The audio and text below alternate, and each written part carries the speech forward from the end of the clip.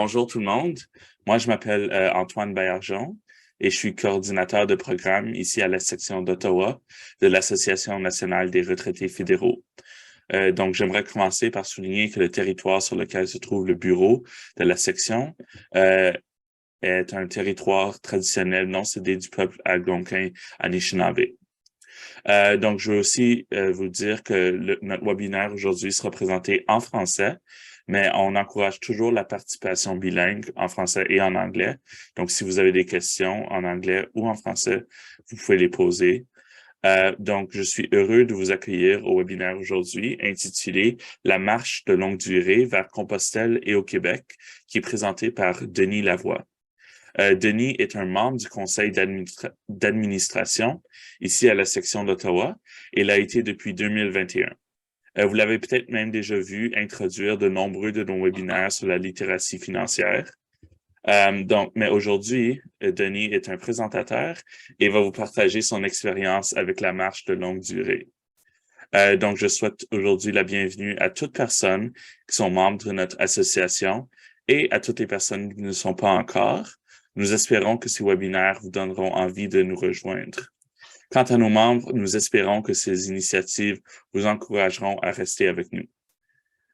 N'oubliez pas non plus que vous pouvez toujours inviter des non-membres à s'inscrire à nos webinaires en tant qu'invités et à essayer nos services gratuitement. Après le webinaire d'aujourd'hui, un courriel de suivi vous sera envoyé avec des instructions sur la façon d'accéder à l'enregistrement du webinaire et un peu d'informations sur notre présentateur Denis. Il y aura une période de questions à la fin du webinaire, donc veuillez taper vos questions dans la boîte de discussion tout au long de la présentation et Denis y répondra durant la période de discussion. Donc, je vais maintenant passer la parole à notre présentateur Denis Lavoie. Merci beaucoup, Antoine. Bonjour tout le monde. Tel que mentionné, mon nom est Denis Lavoie. Je serai votre guide pour la petite randonnée de ce matin. On va faire un petit bout de chemin ensemble pour 1 heure. La présentation durera environ 45 minutes. Avec chaque diapositive, j'ai un peu de lecture à faire. Pour rien oublier, j'ai écrit mes notes. Il y a une diapositive qui parle de motivation. Alors, par curiosité, si vous voulez participer, quelle est votre motivation pour être ici ce matin avec nous sur le contenu de Compostelle et la marche au Québec? Alors, si vous voulez, vous pouvez entrer l'information dans le petit coin discuter, puis on verra à la fin de manière anonyme si on se rejoint un peu tous dans nos motivations pour le contenu de cette présentation. Alors, sans plus tarder, je vais partager mes diapositives. Et voilà. Alors, première diapositive. Donc, c'est une familiarisation à la marche longue durée vers Compostelle et au Québec. Première photo a été prise ici dans les Pyrénées au début du Camino Frances vers Compostelle et la deuxième dans l'Estrie au Québec, sur le parcours des monts et vignobles. L'objectif de la présentation, aujourd'hui, la présentation va couvrir les points suivants. Donc, je vais me présenter, on va parler des objectifs, les sentiers de Compostelle en Europe, on va regarder qu'est-ce que ça a l'air pour les gens qui sont moins familiers avec ça. Les motivations des marcheurs en général, les statistiques sur les marcheurs, des informations pratiques pour se préparer, un survol de la marche longue durée au Québec, quelques liens pour en savoir davantage et une conclusion, une période de questions assez courte pour terminer l'heure qu'on aura. Donc, un survol de l'information de la marche longue durée en Europe vers Compostelle et au Québec. À noter que j'ai inclus beaucoup d'informations pour votre bénéfice, incluant une liste d'équipements et un tableau des chemins au Québec. On n'aura pas le temps de discuter de tous les détails, mais la présentation sera disponible, tel que mentionné par Antoine. Donc, je suis bénévole avec l'association depuis presque 2 ans maintenant. Je suis aussi bénévole à la Croix-Rouge et à l'Association du Québec à Compostelle depuis 2011. L'association aide les membres à se préparer pour la marche longue durée vers Compostelle. Moi et Ginette avons marché plus de 4000 km en solo et en couple vers Compostelle, où nous sommes allés à 3 reprises. On a aussi marché 1500 km sur 4 chemins au Québec et on a donc une bonne expérience de la préparation et de la pratique de la marche longue durée. Pendant la présentation, je vous indiquerai les chemins où nous sommes allés. Les objectifs de la présentation, eh bien, sont de vous familiariser et de vous préparer si vous voulez marcher, faire de la marche longue durée. C'est quoi la marche longue durée? C'est un type de randonnée pédestre qui se déroule sur plusieurs jours, au moins 2 couchées en chemin, dans des lieux habités, en marchant principalement en milieu rural, sur des rangs, des sentiers urbains ou bords de route. La marche longue durée est aussi appelée marche pèlerine, ce qui évoque ses origines en Europe.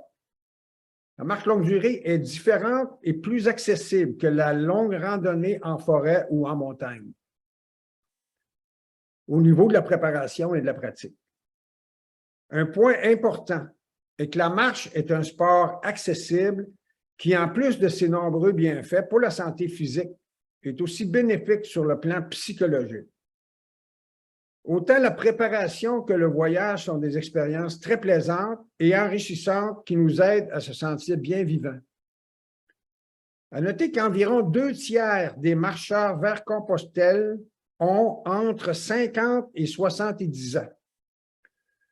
J'ai mis une citation de Clint Eastwood ici, qui a 88 ans, qui, à 88 ans, a dit « Quand je me lève le matin, je refuse de laisser entrer le vieillard. » Aujourd'hui, à 92 ans, il produit encore des films et on sait qu'il ne le fait pas pour l'argent.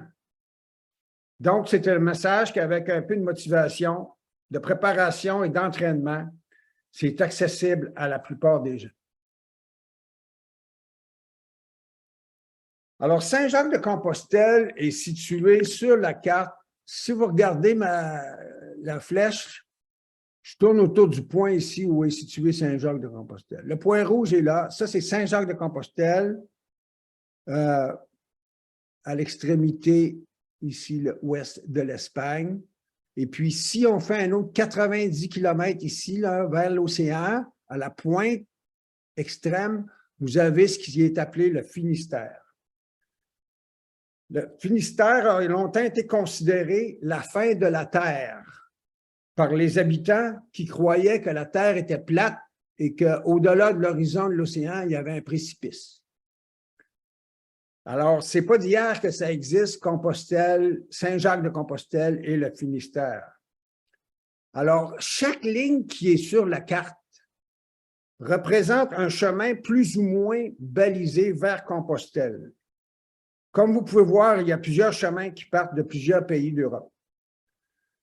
Le chemin le plus fréquenté est le Camino Frances, qui part du village de Saint-Jean-Pied-de-Port en France. Alors, si on regarde encore ici, là, 2010, là, en fait, on l'a fait ici en 2010. Alors, ça, c'est ici, là, c'est Saint-Jean-Pied-de-Port, du côté français. On passe par-dessus les Pyrénées, on marche vers l'ouest, on sera à Saint-Jacques-de-Compostelle et au Finistère, si le cœur nous en dit. Ça, c'est environ 750 km de marche. Et puis, ça se fait en moyenne autour de 33-35 jours de marche. C'est souvent le chemin auquel les gens font référence quand ils mentionnent avoir fait le chemin de Compostelle. Plusieurs de ces chemins existent depuis des milliers d'années et ont vu passer des Romains, des Gaulois, des guerres saintes, des apôtres, des prisonniers en guise de sentence et des pèlerins en guise de pénitence, envoyés par l'Église vers Saint-Jacques et au Finistère pour ramener une coquille en guise de preuve. Et il fallait revenir à pied. Au fil du temps, beaucoup d'infrastructures et de villages ont donc vu le jour, ce qui rend ces chemins très intéressants, sécuritaires et faciles pour les marcheurs.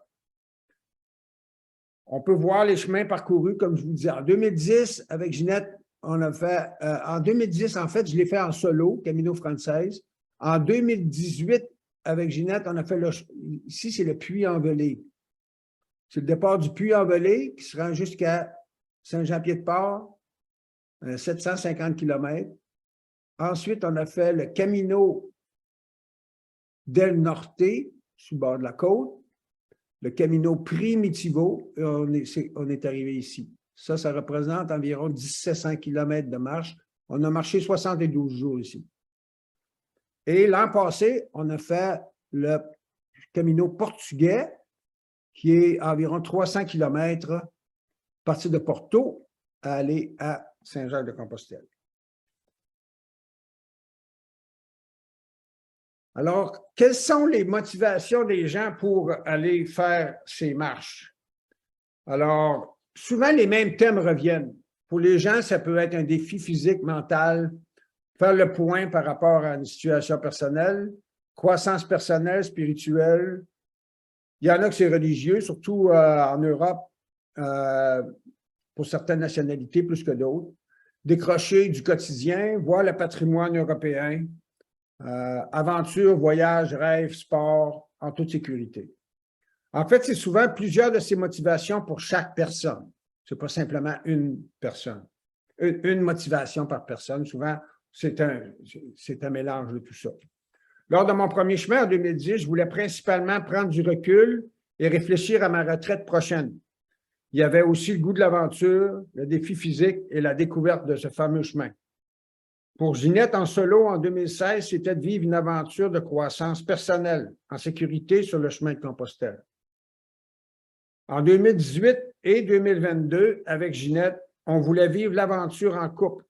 C'était les vacances, socialiser ensemble avec la communauté, des marcheurs avec qui les échanges se font rapidement et facilement.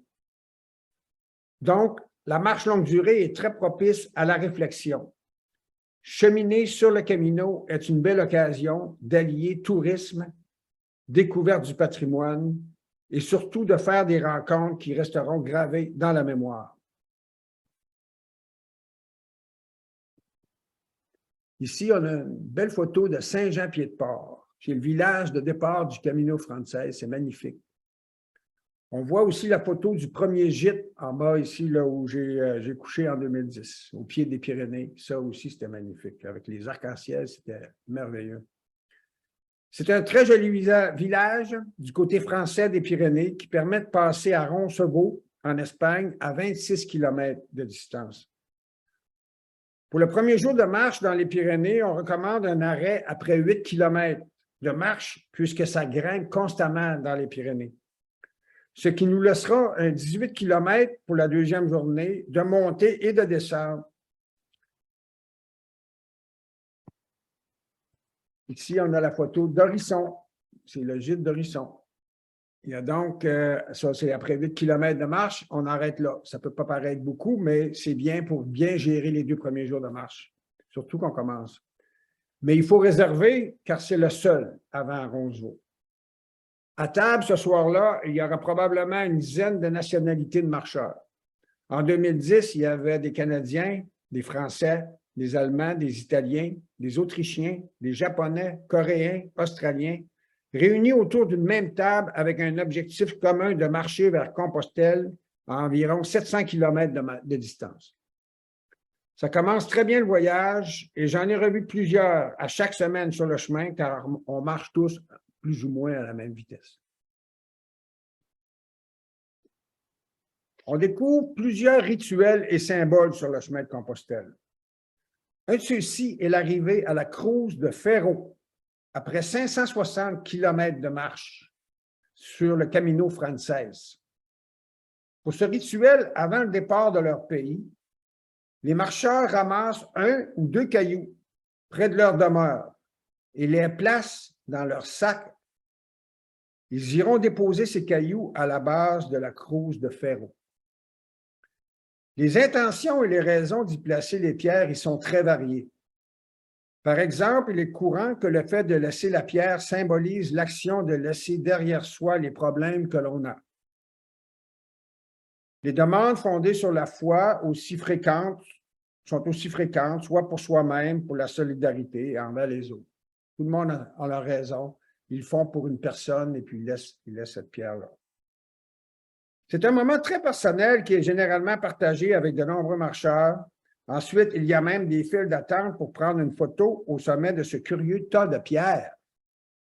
Comme on peut voir sur l'image, ce monticule est composé de toutes ces offrandes de centaines de milliers de pierres de marcheurs qui ont passé au fil du temps. C'est un moment spécial, un rituel du chemin.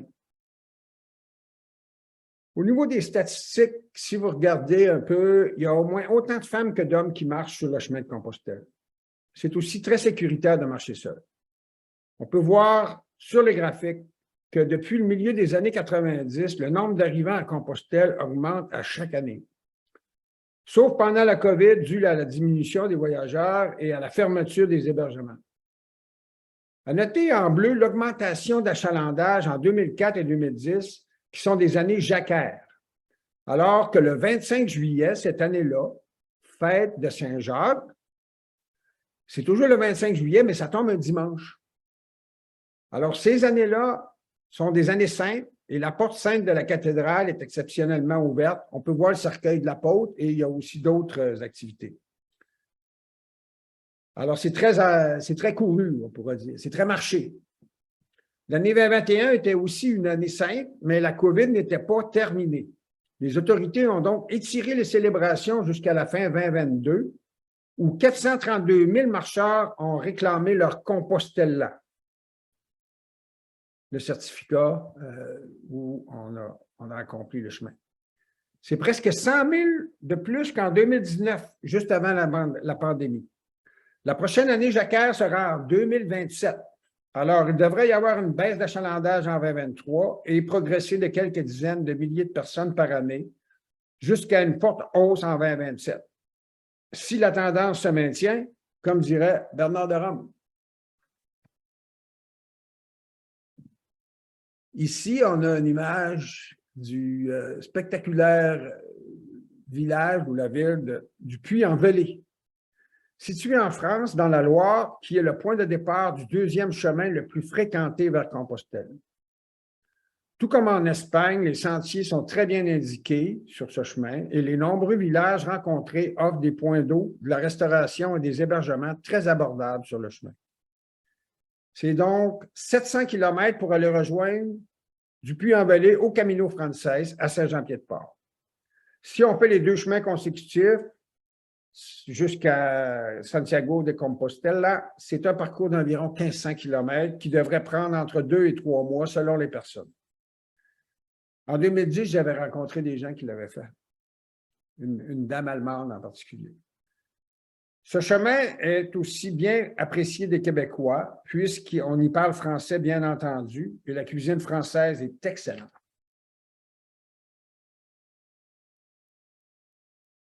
Les chemins offrent un patrimoine historique d'exception.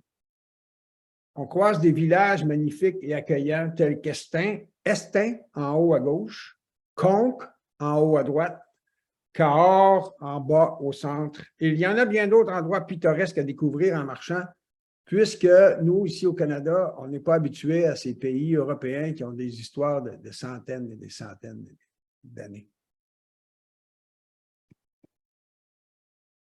La préparation est importante pour avoir du plaisir à cheminer à Compostelle.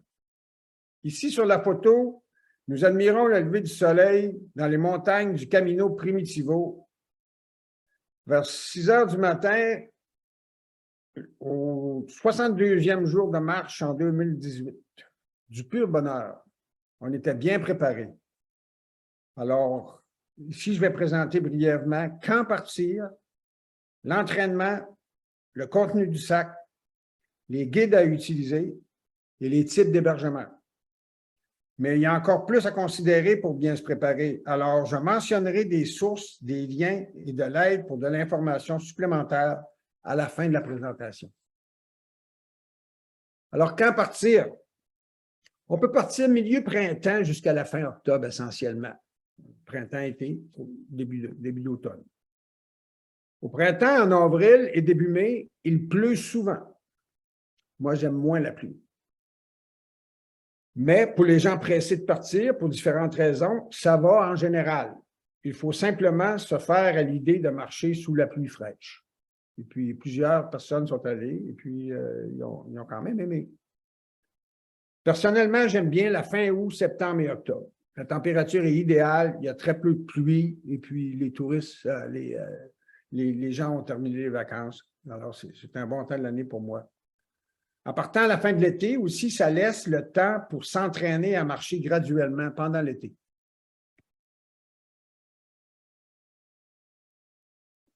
L'entraînement, eh bien, c'est important d'y aller graduellement.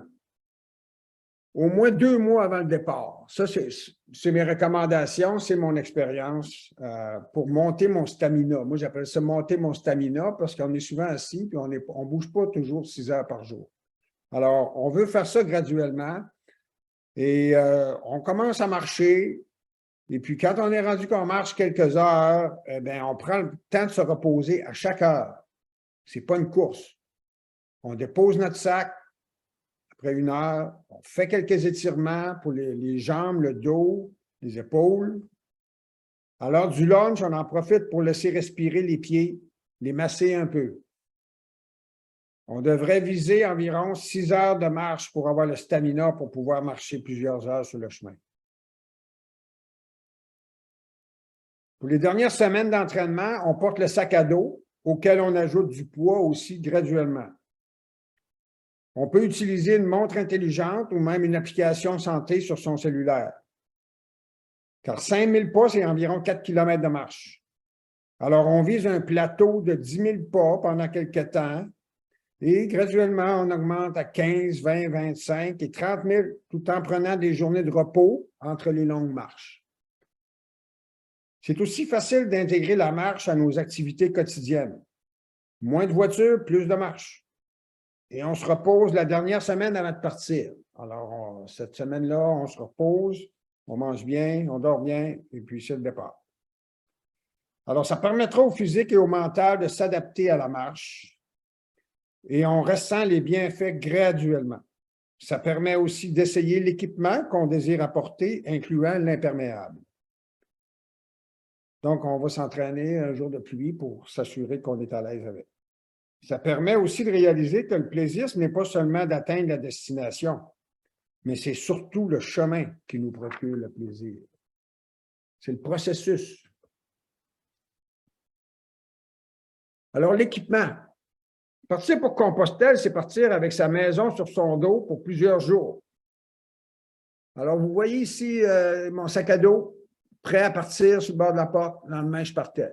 OK? Donc, essentiellement, le sac à dos contient à peu près tout ce qui est ici sur la liste à droite. OK? On amène aussi soit un sac de taille ou on le porte à l'épaule en bandoulière, comme le mien ici. Ça, c'est pour la paperasse, là, ici, là, le passeport, ces choses-là. Alors brièvement, on dit pas de chaussures flambant neuves, bien entendu. On les essaye avant de partir et puis on marche quelques centaines de kilomètres avec pour être certain que tout va bien de ce côté-là. Ils ne sont pas trop serrés. On marche avec avant de partir, c'est ça. Et on les prend aussi un petit peu plus grands que d'habitude parce que les pieds prennent plus d'espace quand on marche longtemps. On apporte des sandales légères pour marcher le soir, pour la douche ou même pour marcher le jour avec des bas, si on a des ampoules. Alors oui, vous allez voir des gens qui marchent avec des bas dans leurs sandales. Ce n'est pas une parade de mode et puis ça fait respirer les pieds, puis là-bas, c'est courant. Alors, ce n'est pas de souci.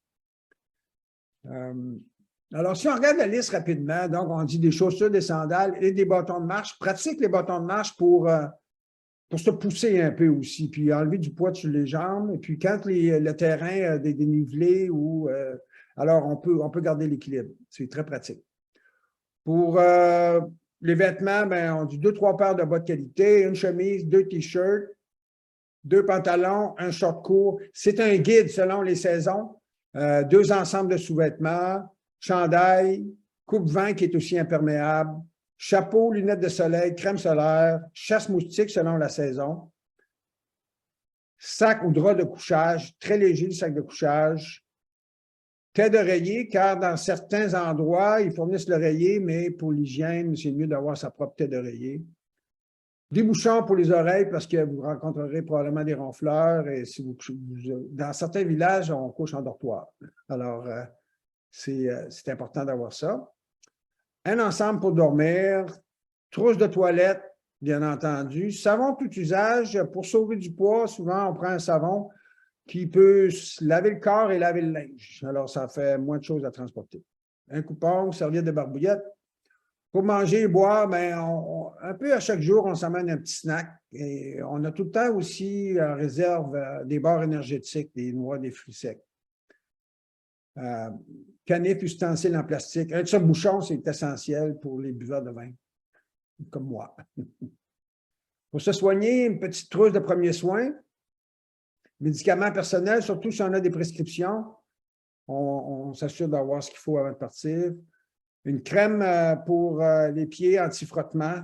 C'est une bonne pratique de commencer à l'utiliser avant de partir pour adoucir les pieds et puis aussi moins de frottement.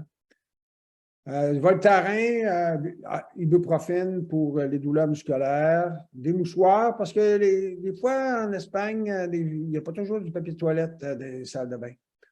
Ou pour les urgences, là, sans faire de dessin. Là. Alors, des mouchoirs, un petit bout de papier de toilette, c'est très pratique. Bidule électronique, un cellulaire, crayon, pour les gens qui en ont. Sinon, un crayon puis un carnet de notes, ça fait la même chose. On va en parler un peu plus loin. Sacs de plastique de dimensions variées, ben c'est aussi des sacs de toile qu'on met dans des sacs légers pour compartimenter nos articles dans notre sac. Comme ça, tout est pas fourré dans le fond du sac et puis on trouve facilement nos choses. Pour voyager, ben, c'est ça, le sac de taille qui est là. On met nos cartes bancaires, carte d'assurance maladie, notre passeport, notre itinéraire, etc. Donc, chaque pièce d'équipement doit être le plus léger possible pour un total d'environ 8 kg sans eau. OK? On achète des vêtements qui sèchent rapidement, donc des vêtements de qualité qui sèchent rapidement, car on fait la lessive essentiellement chaque jour. C'est un peu la routine du marcheur. Tu arrives, tu prends ta douche, tu te changes, tu laves ton linge, tu prends une bière, tu fais une sieste, et puis ensuite, tu vas voir le village. Tu marches encore un peu après que tu as fait la sieste. Pour ceux qui ne désirent pas porter leur sac, maintenant, il y a des services de transport de sacs d'une étape à l'autre sur le chemin. Alors, c'est des choses qu'on peut considérer. À ce moment-là, il faut apporter un petit sac de jour, essentiellement, pour transporter quelques effets quand même. Alors, voilà pour très rapidement pour l'équipement. Maintenant, pour bien planifier chaque journée, on a besoin de références et d'informations. Donc, en tenant compte de nos capacités, des distances entre chaque village, des dénivelés, la température, etc., on va planifier chaque journée. Et puis, l'information, on l'a, et puis on planifie la veille, quand on est rendu là-bas. Il y a la planification avant le voyage, mais rendu là-bas, il faut ajuster quand même. On ne fait pas 30 réservations d'avance. Ce n'est pas très réaliste. Peut-être le premier soir, on réserve là-bas, certainement. Puis ensuite, le deuxième peut-être. Par la suite, on ajuste selon divers facteurs. Alors, avec cette information-là, on peut faire ça. On planifie la veille, puis on fait les réservations pour le lendemain. Avec un cellulaire, les applications électroniques gratuites sont nombreuses. Pour votre cellulaire, simplement acheter une carte SIM avec une compagnie telle que Vodafone en arrivant en Europe et la placer dans votre téléphone. Ensuite, vous pourrez appeler pour faire vos réservations et utiliser vos applications quand il n'y aura pas de Wi-Fi, de Wi-Fi. Les applications contiennent souvent les mêmes informations que les guides papier si on les combine. Ici, j'en nomme 4. Personnellement, j'utilise Gronze et Maps.me. Pour la planification de chaque journée, j'utilise Gronze qui contient les distances, hébergements, endroits de ravitaillement, etc., qui sont bien indiqués et renouvelés à chaque année. C'est en espagnol, mais c'est très facile à comprendre. Pour le dernier 500 mètres avant l'hébergement, Maps.me vous conduit comme un GPS, la carte ayant été téléchargée sur votre cellulaire. Le réseau n'est pas requis pour vous orienter. Toutefois, assurez-vous de garder de la charge sur votre téléphone jusqu'à l'arrivée. Il existe plusieurs guides papier disponibles pour chacun des chemins. Ici, on voit le Miam Miam Dodo, une belle série pour tous les Caminos. Celui-ci, c'est pour le Camino Frances. Il en existe des versions pour la plupart des chemins. Il s'agit de les commander en ligne à l'avance. Ils coûtent entre 30 et 50 $ chacun, selon le chemin choisi. Les guides contiennent toutes les informations utiles grâce à des cartes incluant les indications sur les dénivelés, niveau de difficulté, durée de marche, les hébergements, ravitaillements, les plans de ville détaillés avec informations historiques, des contacts pour les soins de santé et pour faire transporter vos bagages au besoin. Désavantage du livre papier, c'est que c'est du poids. Vous savez, chaque petite chose est à considérer. Mais ça peut être un bon complément aux applications électroniques, surtout pour la planification du voyage avant le départ. Très pratique dans ce sens-là. Hébergement et ravitaillement.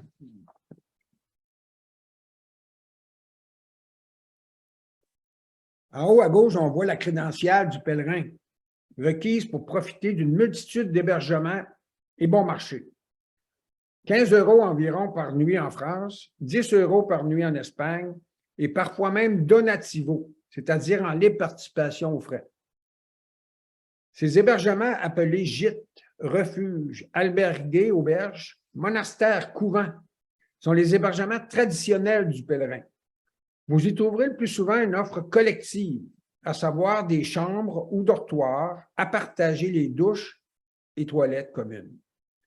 Ils peuvent être municipaux ou privés. Les repas sont souvent pris en groupe et sont une excellente occasion de partage d'expériences et de camaraderie. Les hostels, chambres d'hôtes, ça c'est une autre catégorie, casas rurales, offrent un peu plus de confort. Quand on voyage à deux ou même seul, une chambre à 30 € est plus propice au repos que dans un dortoir. Quand il y en a, des fois, c'est une bonne option. Vous pourrez également choisir de séjourner à l'hôtel lorsqu'il y en a dans le village d'arrivée. Vous n'y retrouverez pas forcément l'esprit jacquard ni les échanges entre pèlerins, puisque vous y côtoierez aussi bien une clientèle de randonneurs qu'une clientèle de touristes traditionnels. Certains petits hôtels sont très charmants et vous accueilleront avec tout le confort que l'on peut attendre d'un hôtel. Les tarifs sont autour de 40 à 80 € la nuitée. Le ravitaillement en nourriture et en eau pose très rarement problème, sauf dans quelques endroits particulièrement isolés, signalés dans les guides et les applications. C'est pour ça que c'est important de vérifier la veille pour être certain d'avoir au moins assez d'eau, surtout quand il fait chaud. Le ravitaillement en Espagne est encore plus aisé, que ce soit dans les bars, les épiceries et les boulangeries. Il faut simplement tenir compte des horaires d'ouverture spécifiques à ce pays. Par exemple, en Espagne et au Portugal, entre 16h et 20h, les cuisines des restos sont généralement fermées. Il y a aussi de nombreux jours fériés où il y a de fermeture de commerce. Donc, on vérifie la veille et puis on s'approvisionne en conséquence.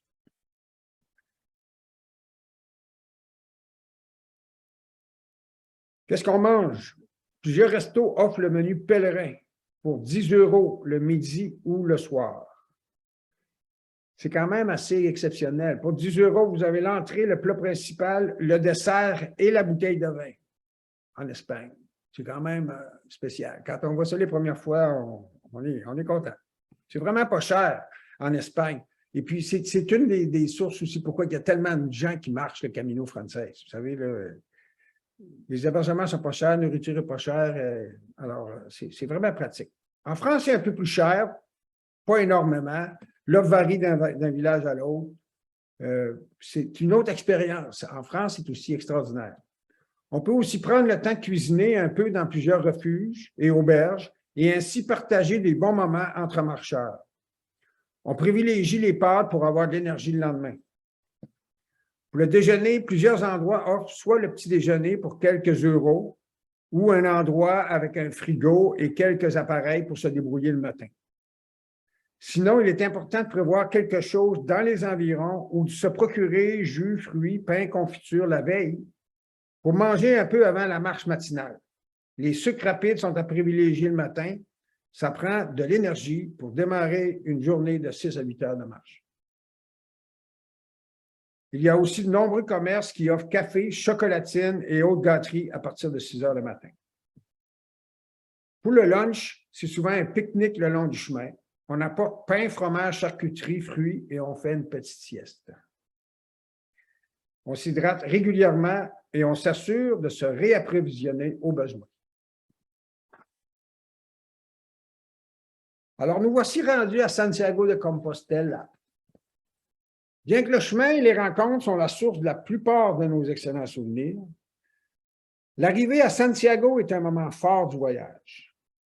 Une photo de rigueur sur la place de l'Obradoiro, avec la cathédrale à l'arrière et les centaines de marcheurs qui se reposent et qui s'embrassent, souvent incrédules d'avoir complété une telle randonnée. Les émotions émergent lorsqu'on y rejoint les marcheurs rencontrés en cours de route. Tout au long du chemin, on a fait étamper notre passeport, la crédentiale, à chaque étape du chemin. Munis de ce précieux document, on se présente au bureau des pèlerins à Santiago pour qu'ils vérifient notre crédentiale et nous remettent la Compostela. Document qui atteste que nous avons parcouru au minimum les 100 derniers kilomètres sur les chemins de Compostelle. Parcourir les rues du centre historique est un grand plaisir. On y trouve d'innombrables restaurants, terrasses, boutiques, souvenirs et hébergements. Les poissons et fruits de mer sont frais et exceptionnels dans toute la Galice. Province où se trouve Santiago de Compostelle. Le lendemain, c'est la messe à la cathédrale pour ceux qui le veulent. Pendant la messe, le prêtre nomme tous ceux qui ont reçu la Compostela la veille. On y assiste aussi à la cérémonie avec le Botafumeiro, énorme encensoir qui se balance au-dessus des participants. Alors, on est arrivé à Compostelle et puis il y a beaucoup de monde à Compostelle. Alors, et puis là, on a marché pendant plusieurs jours. On veut décompresser. Alors, si on n'est pas trop pressé de rentrer, on continue jusqu'au Cap Finistère, comme je mentionnais au début, Fisterra, qui est à 90 km de distance, ou 3-4 jours de marche supplémentaire. Ça nous permet un peu de décompresser et puis d'arriver là-bas et puis d'admirer le coucher de soleil sur l'immensité de l'océan, quand il fait beau, bien entendu. Et puis aussi de prendre du recul par rapport à tout ce qui vient de se passer pendant plus d'1 mois. Beaucoup de pèlerins venaient ici brûler leurs habits. On parle des rituels, ayant servi pour le pèlerinage. En quelque sorte, on se débarrassait de ce qui représentait son ancienne vie. C'est un signe de renaissance, d'un nouveau commencement. Aujourd'hui, même si certains pèlerins sont tentés de faire de même pour perpétuer cette tradition, sachez que désormais, il est interdit de brûler quoi que ce soit sur la plage après qu'il y a eu quelques incendies de forêt. C'est pas drôle, mais attention à la Guardia civile parce que maintenant, c'est plus toléré. Même que si on regarde la photo où ils vantent, là, si on regarde en bas, c'est noir, là, mais cette année-là, en 2010, ça avait brûlé en bas. On peut quand même laisser un vêtement ou ses vieux souliers en signe de rituel de passage. C'est aussi un bel endroit pour réapprendre la vie sans marcher à chaque jour. Il faut se réhabituer tranquillement. C'est presque un deuil, curieusement. Il y a une belle plage et une multitude de pèlerins avec qui il sera facile de partager l'expérience. C'est très pratique, car tous ont ce vécu en commun. Quand vous reviendrez dans le quotidien normal et dans le monde normal ici, il sera difficile d'expliquer aux gens ce que vous aurez vécu. 1 mois et 750 km de marche, il faut l'avoir fait pour comprendre tout ce que ça implique. Alors, avant de passer au chemin du Québec et pour conclure sur les chemins de Compostelle, on peut voir que la marche ou le pèlerinage à Compostelle est devenu une démarche universelle.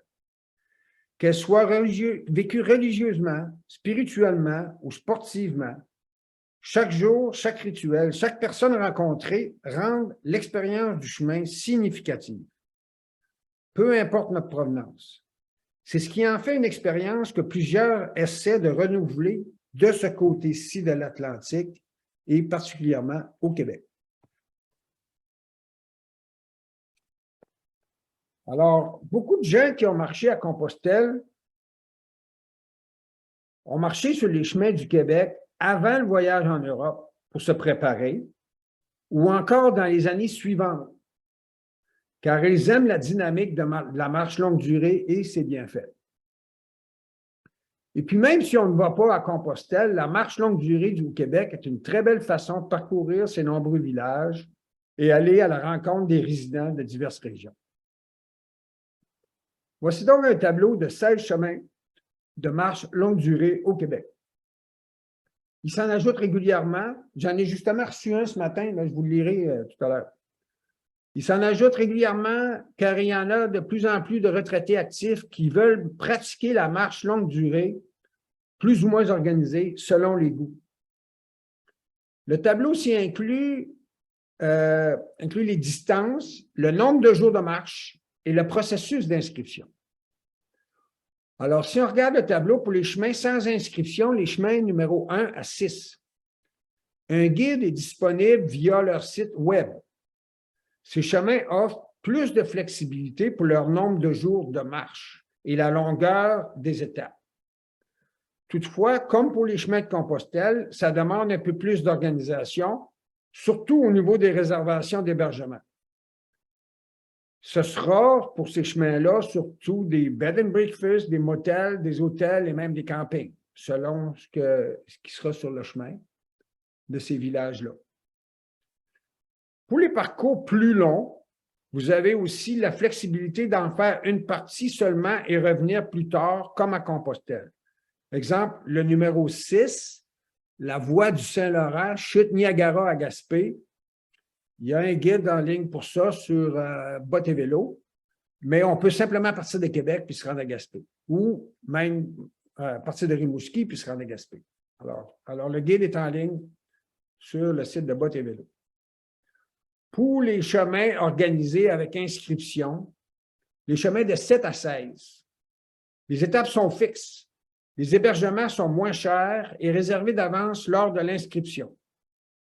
La plupart du temps, les couchers se feront en salle, dans des sous-sols d'églises, dans des centres communautaires, hôtels de ville et arénas.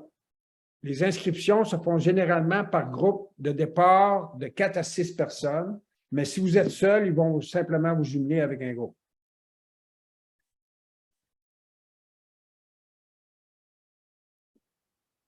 Pour faire votre recherche, simplement inscrire le nom du chemin dans Google et vous irez sur le site de marche qui contient l'information particulière à chaque chemin.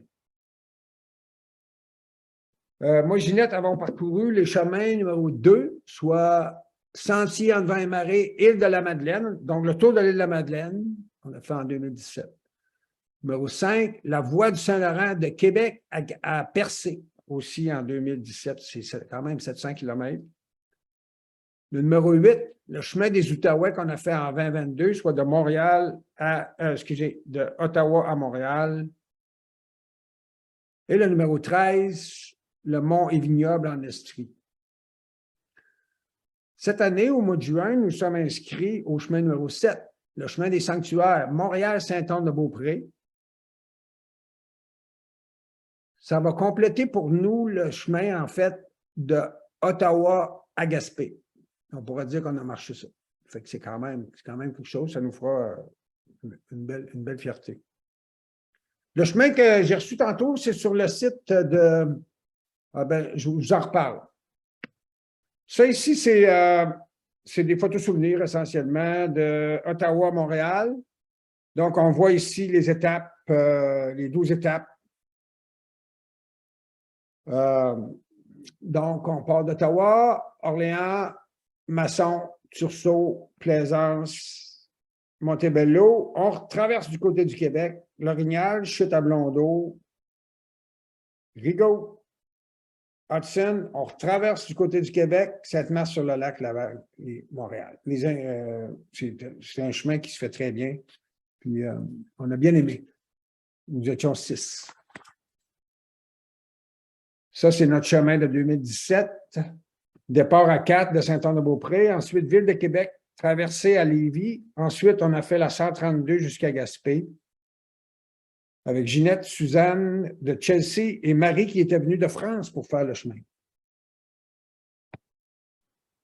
Donc, je vous ai promis des références, des sources d'informations supplémentaires parce que pour la préparation, c'est important. Les 2 premiers sites d'association c'est tous des bénévoles, ces gens-là. Mais les 2 premiers sites offrent les sites de préparation pour Compostelle, plus particulièrement. Il y a aussi énormément d'informations gratuites sur leur site Web. Alors, simplement cliquez sur le lien ici, puis allez sur le site Web. Vous allez trouver des tonnes d'informations gratuites. Puis, il offre aussi des services comme des journées de préparation où on discute en profondeur de tous les facteurs à considérer. On passe 3 quarts.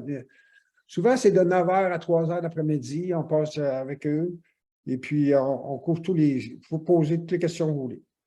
Conférences et témoignages, services de prêt de documents, des livres de référence, on peut les emprunter. Il y a des marches régulières d'organiser, et puis ça, c'est une belle opportunité, ces marches-là avec ces gens-là, pour se pratiquer et pour poser des questions. Quand les gens partent le printemps, là, ben, à ce moment-là, on les accueille, on fait un potluck, et puis on remet les crédentials aux gens, et puis on fête ensemble. Il y a aussi des partenariats avantageux. Chez Atmosphère, Bouche-Touka et l'Accordé vont donner 15 % de rabais. La crédentiale est gratuite aux membres. Le membership pour les 2 premières associations, c'est au Québec, c'est 20 $ par année pour le groupe francophone, 10 $ par année pour l'association anglophone. Les 2 derniers sites ont aussi beaucoup d'informations, principalement pour les marches au Québec. Justement, Marcher autrement au Québec, ce matin, m'a envoyé l'information pour une marche qui a lieu, essentiellement, c'est au Lac-Saint-Jean. Je crois que c'est pas mal le tour du Lac-Saint-Jean, du 1er mai au 31 mai 2023. Alors, c'est environ 1 000 $ pour le mois, à part votre argent de poche, là, mais pas mal tout est compris. Alors, pour les gens qui s'intéressent, ça pourrait être quelque chose. Simplement, cliquez sur le lien Marcher autrement au Québec, allez voir. Ou si vous avez des questions, vous pouvez me les envoyer par la suite, puis je vous enverrai de l'information. Donc, en conclusion, je vous dirais, commencez à marcher maintenant, c'est bon pour vous. De toute façon, marcher, c'est bon. Quand on va marcher dehors, l'hiver passe plus vite. La lumière, l'exercice et la nature nous énergisent. Avec de bons vêtements d'hiver en couches multiples, il y a beaucoup de bons moments à vivre, soit seul ou en groupe. À noter que les associations référées précédemment, comme je disais, organisent des marches gratuites hebdomadaires. C'est une excellente occasion pour discuter et apprendre des marcheurs d'expérience. Si vous choisissez une marche avec inscription au Québec, n'attendez pas trop. En avril, il restera beaucoup moins de place. Alors, voilà pour ma présentation. Ce que je peux vous dire, c'est bonne marche, bonne année 2023 et puis merci d'être là. Si vous avez des questions, je ne sais pas s'il y en a qui ont été écrites dans les discussions en bas. Je vais passer la parole à Antoine, voir s'il y a des questions qui sont là. Ah oui, j'en vois 13. Ouais, on a des questions aussi. Il y a plusieurs personnes qui ont répondu à leur motivation pour pourquoi ils ont voulu être ici aujourd'hui. Donc, beaucoup de personnes planifient de faire le pèlerinage et la marche à Compostelle même cette année, et certaines d'autres personnes en 2024 et en 2025. Donc, c'est parfait. Il y en a d'autres qui font d'autres sortes de marches, autres que le Compostelle, mais ils voulaient savoir un peu tes points de vue. Et on a une première question ici. Quelle est la dimension en litres du sac à dos, de ton sac à dos? Le mien, c'est 45 litres. C'est gros. 40 litres, c'est suffisant. Ce qui est dangereux, plus ton sac est gros, plus tu vas mettre des choses. Et puis, vous allez voir, là, ceux qui vont y aller un jour, là, tout le monde, c'est commun, les gens arrivent avec trop de choses dans le sac. Et puis là, ils commencent à marcher, puis au bout de 2-3 jours, là, ils disent, bon, ben ça, je ne me servirai pas de ça. Fait que là, ils commencent à... Parce qu'il faut qu'ils traînent aussi, c'est pesant. Fait que 40 litres, pour faire une réponse courte, 40 litres, mais c'est ça, essayez de minimiser, vous en tenir à la liste. On dit que le sac aussi, là, ça inclut aussi nos peurs. Vous savez, j'ai peur de manquer de ci, j'ai peur de manquer de ça, alors je le mets dans le sac. Mais quand tu arrives là-bas, puis là, tu marches 3 jours avec quelque chose que tu ne sais pas, tu vas dire, ben là, regarde. Il y a même des gens qui prennent des choses, qui mettent ça dans un sac, qui envoient ça poste restante à Compostelle, puis ils le reprennent quand ils arrivent au bout. Alors, c'est ça. Pas trop gros le sac, 40 litres, ça devrait faire le travail. Parfait. Là, il y a une question qui demande est-ce qu'on va partager les diapositives avec les membres? Donc, oui. Moi, je vais envoyer un courriel de suivi après la présentation. Il va y avoir l'enregistrement de la présentation au complet et aussi on va inclure les diapositives. Donc, il y aura tous les liens, les listes. Et aussi, on va inclure le courriel de Denis si vous voulez lui envoyer des questions après la présentation. Quelqu'un dit que les marches régulières de l'Association de l'Outaouais sont chaque mardi et matin et samedi matin, donc pour de l'information. Donc, quelqu'un a une question pour la marche entre Ottawa et Montréal. Est-ce qu'il y a des soucis de marcher sur les chemins avec les autos? Non, pas vraiment, mais c'est sûr que il y a une grosse différence entre marcher à Compostelle et marcher au Québec. Vous savez, là-bas, il y a des chemins romains qui existent depuis des milliers d'années, puis il n'y a pas de voitures qui passent, ou très peu. Ici, il faut faire avec, mais le tracé est quand même bien fait, parce que plutôt que de marcher sur le long de la 148, par exemple, ben, ils vont nous faire marcher dans des rangs, puis on revient. On fait des détours. Mais donc, non, pas de souci. Non, il n'y a pas de souci. C'est plus pour aller à Gaspé, parce que là, on marchait sur le coin, il n'y avait pas le choix de beaucoup. Là, c'était la 132. Là, c'était vraiment, il y avait des grosses vannes puis des choses comme ça. Mais non, pour le chemin des Outaouais, pas de souci. La plupart du temps, ils vont nous faire prendre un chemin qui est parallèle au chemin principal et où il y a très peu de trafic. C'est certain qu'il faut marcher sur le côté du chemin, vous savez, parce qu'on ne peut pas prendre le risque. OK. Merci. Quelqu'un a une question sur les bâtons de marche. Il demande, les bâtons de marche ne sont pas acceptés dans l'avion. Donc, si on ne veut pas enregistrer notre sac, y a-t-il des solutions?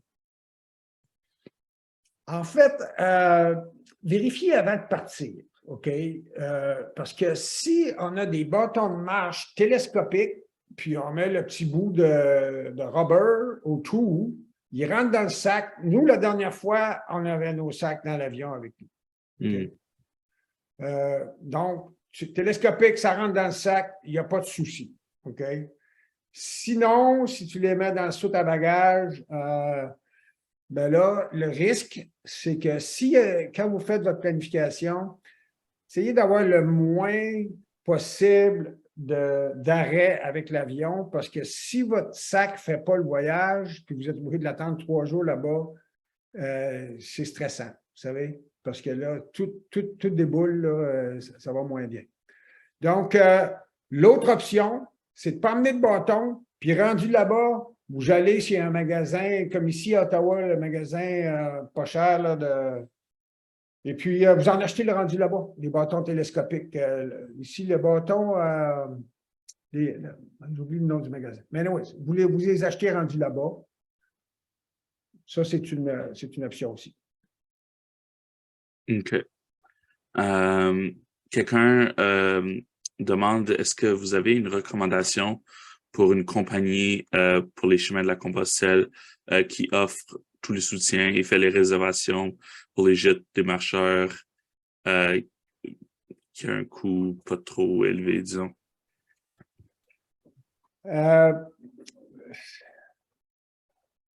Typiquement, tout réservé d'avance comme ça, voyage organisé, tout. Moi, j'en ai jamais fait. Je n'ai pas connu de gens qui l'ont fait non plus. Puis, en fait, quand on a fait le Camino Portugais, là, il y avait une dame qui le faisait. Puis, je ne suis pas sûr si elle trouvait ça très agréable. Parce que là, tout devient contingenté, tu n'as pas de flexibilité, tout ça. Alors, non, j'en connais pas. Peut-être prendre en note, si c'est vraiment ce qui vous intéresse, la Tienda à Montréal. Alors, commerce La Tienda à Montréal. Cette personne-là pourrait, la propriétaire, je pense qu'elle en fait, elle est très professionnelle et tout, et puis elle pourrait en organiser pour vous, possiblement. Mais c'est pas mal plus dispendieux. Mais vous allez voir, ça vous donne une idée du coût de tout. Là. Mais je ne peux pas vous dire exactement combien ça coûterait. OK.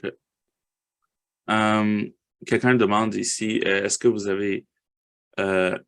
avez-vous considéré faire le petit train du Nord, Mont-Laurier, Saint-Jérôme? À pied, je n'ai pas considéré personnellement. Je l'ai fait en vélo, j'en ai fait un bout en vélo, mais ça serait une très bonne idée. C'est une très bonne idée, oui, très bonne idée. On peut marcher, puis c'est un beau sentier en gravier, et puis il y a des villages, on arrête, on décide selon la température. Oui, c'est une très bonne idée. Oui, très bonne idée. OK. Je pense qu'on arrive à la fin des questions. Donc, mais il y a plusieurs personnes qui vous remercient de la très belle présentation. Je pense que moi aussi, peut-être pas maintenant, mais peut-être dans le futur, je peux considérer faire des marches comme ça. Mais en tout cas, je pense que tout le monde a beaucoup appris, puis on vous remercie beaucoup, Denis. Moi, je vais faire ma petite conclusion. Donc, je veux juste... Voilà. Donc, encore une fois, merci à tout le monde de votre participation au webinaire. On aimerait aussi donner un gros merci à Denis pour l'excellente présentation. Et on veut juste vous rappeler de faire sûr de consulter votre courriel parce qu'on va vous envoyer un courriel de suivi qui va comprendre des renseignements sur la façon d'accéder à l'enregistrement. Et ça va aussi inclure les diapositives de Denis et son courriel si vous avez d'autres questions à lui demander. Aussi, n'oubliez pas que vous pouvez toujours inviter des non-membres à assister à nos webinaires. Et pour vous inscrire à nos prochains webinaires, vous pouvez toujours consulter le site web de la section d'Ottawa et cette adresse-là sera aussi inclue dans le courriel de suivi.